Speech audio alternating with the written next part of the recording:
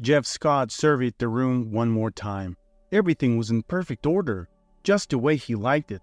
Simple, neat, and spotless. Every object had its own designated place, reflecting his appreciation for a minimalistic aesthetic. This particular clinic had beckoned him on numerous occasions. It was well known that the salaries here exceeded those at his current workplace. Moreover, the nature of the work was quite different, more challenging, perhaps even exciting.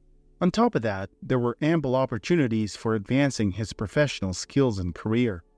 Yet despite these seemingly irresistible incentives, something always gave him pause. Memories that felt like an eternity ago came flooding back.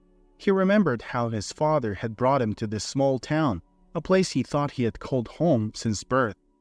In reality, Jeff had been under the impression they had resided here forever. He believed he was a native of this place. However, the truth was that Jeff's mother had abandoned him shortly after his birth, leaving him under the sole care of his father. It was a revelation that had shocked him, redefining his perceptions of his own past. During his younger years, Jeff frequently asked questions about his mother, but his father, adept at evasion, consistently sidestepped his inquiries. However, when Jeff started school, he noticed that all the other children had mothers who would drop them off and pick them up. His own mother's absence became glaringly apparent. If his mother was deceased, as his father always claimed, why didn't they ever visit her grave? He couldn't recall a single instance where his father mentioned paying a visit to her final resting place.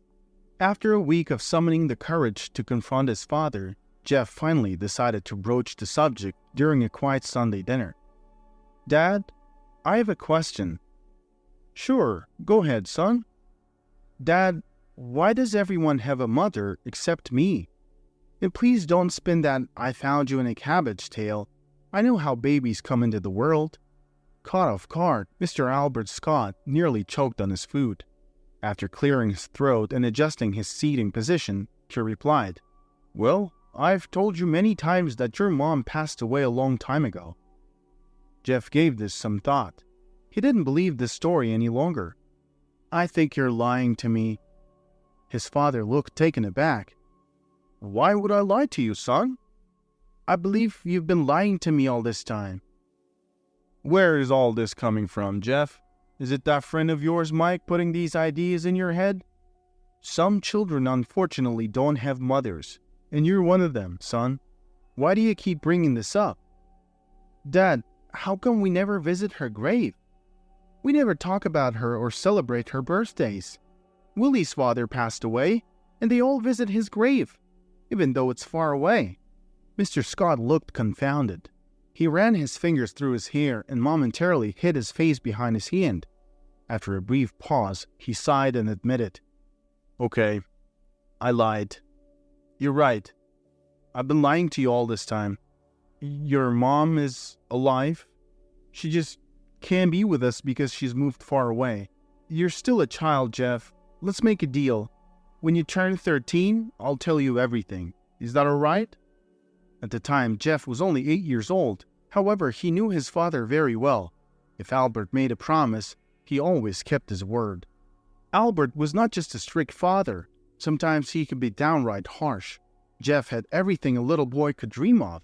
However, he also knew that any mishandling would bring about an equal punishment.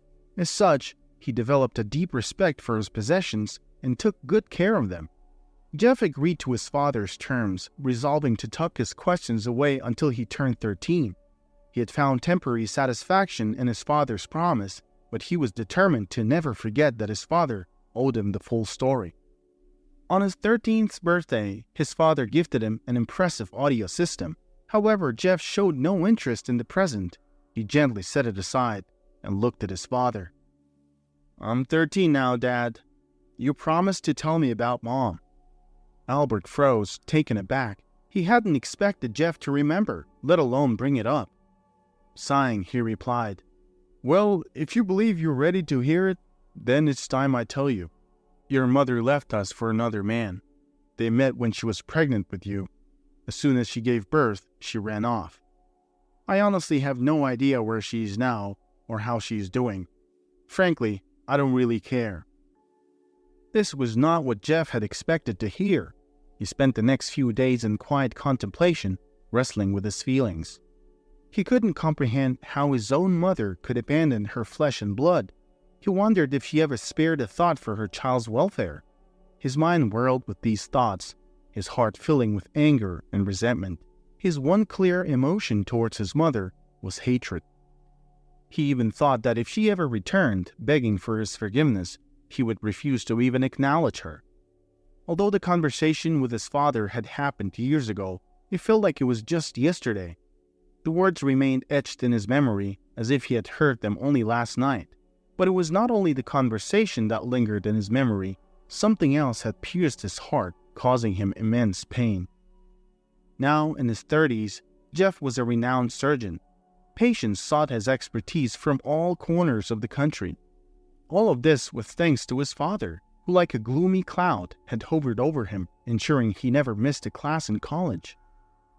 When Jeff was presented with the opportunity for an internship at one of Europe's leading clinics, he faced a choice: take the internship or enjoy his college life with friends.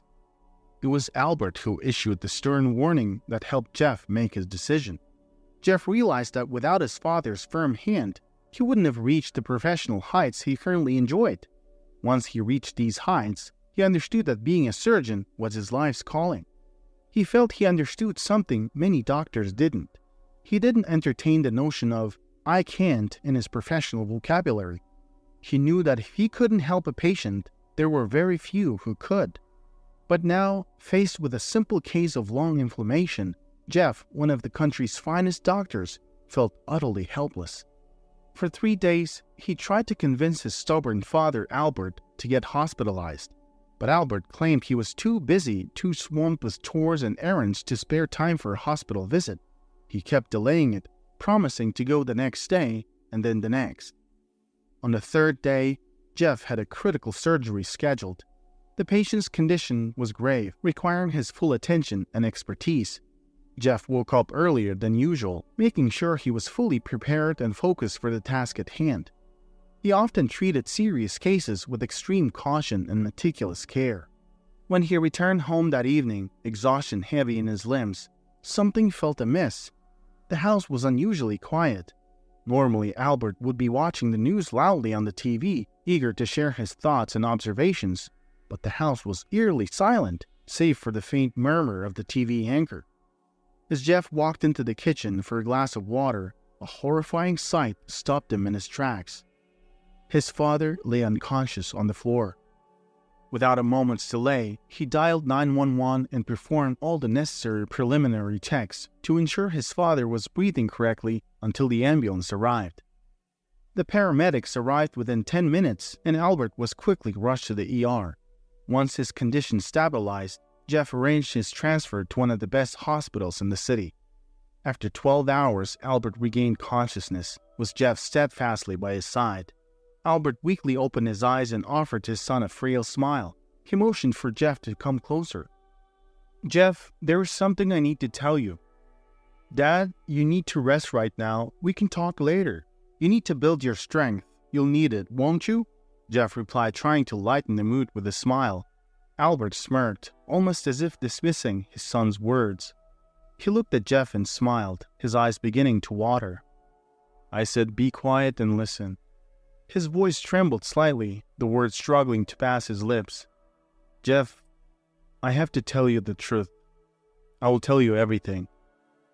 He paused, collecting his thoughts before he continued. "Jeff, your mother didn't abandon you. I took you away from her.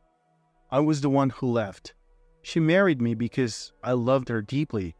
But she never reciprocated my feelings, son. She never loved me back."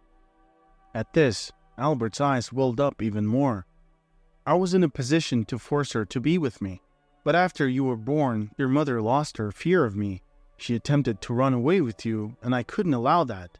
Despite my obsessive love for her, my drive to control her overpowered everything else," he confessed, wiping away his tears. "I had wealth and influence. I did everything I could to prevent her escape, moving us from town to town until I was sure you wouldn't piece the story together." As Albert confessed, Jeff listened intently, without uttering a word. He had nothing to say in response to his father's shocking revelations. A silence hung